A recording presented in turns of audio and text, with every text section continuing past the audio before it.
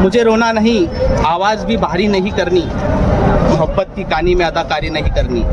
हमारा दिल ज़रा उकता गया था घर पे रहकर, यूं ही बाज़ार आए हैं ख़रीदारी नहीं करनी। दोस्तों, इस वक्त मैं पाचोरा से 10 किलोमीटर दूरी पर बरकड़ी बाज़ार में खड़ा हूँ और आप अपनी पेशानी की आंखों से देख सकते हैं कि बरकड़ी का ये दूसरा या तीसरा बाज़ार भी जो है ठप हुआ पड़ा है और हर एक गरीब व्यापारी यहाँ खामोशी का, सब्र का मुजाहरा करते हुए खामोश खड़ा है। आइए इस हड़ताल में अभी तक व्यापारियों पर, शेतकरियों पर क्या असर पड़ा है, हम कुछ व्यापारियों से और शेतकरियों से बात करते हैं। आणले होते गाडी टाकून गाडी कोणी घेतली नाही त्यांनी नाही का? अजून कोणता बाजार झाला तुम्ही? नेरीली गेलो, नेरीली तसंच कोणीच मागितलं नाही, मागवले बी नाही मागले आटेचा काही पण कोणीच मागितलं नाही, आठचं कोणी असं का बरं होतंय? गाड्या पकडून आले, मग ते गाड्यावाले गाड्या पकडताना लोक बैल घेता नाही, शेतकऱ्याचं मरण आहे त्याच्यात. असं आहे का? मग आता काय करणार तुम्ही? आता काय करा, फाशी घ्यावर का आम्हाला ना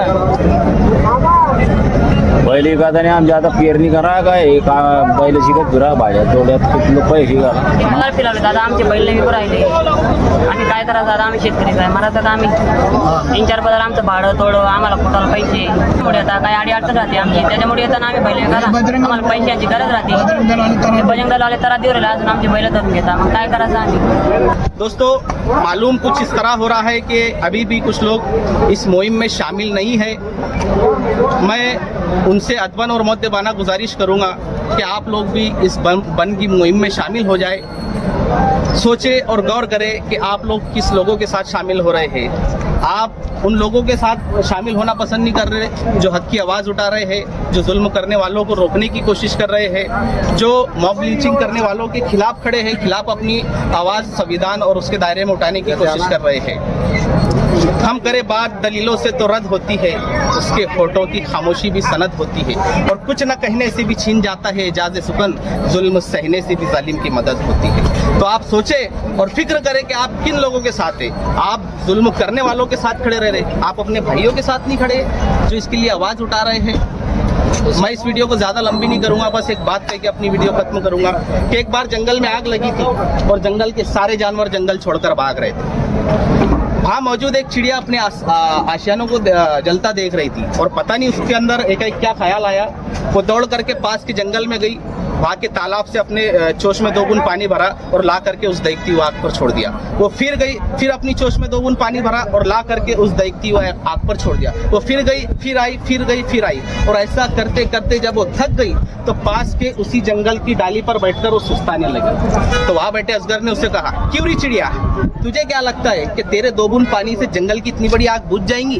तो चिड़िया ने जो जवाब दिया, उस जवाब पे आप गौर करिएगा जो अभी तक इस मुहिम में शामिल नहीं है। चिड़िया ने कहा कि मैं जानती हूँ कि मेरे 2 बूंद पानी से इतनी बड़ी जंगल की आग तो नहीं बुझेंगी, लेकिन उससे भी बड़ी बात मैं ये जानती हूँ कि कल जब जंगल की तारीख लिखी जाएंगी तो मेरा नाम आग लगाने वालों में नहीं बल्कि आग बुझाने वालों में शामिल किया जाएगा। तो जिन लोगों ने अभी तक इस मुहिम में जो शामिल नहीं, जिन्होंने अभी तक बंद नहीं किया, वो सोचे कि आप किन लोगों के साथ शामिल है। आप इन गरीब व्यापारियों के साथ शामिल है या जुल्म करने वालों के साथ शामिल है?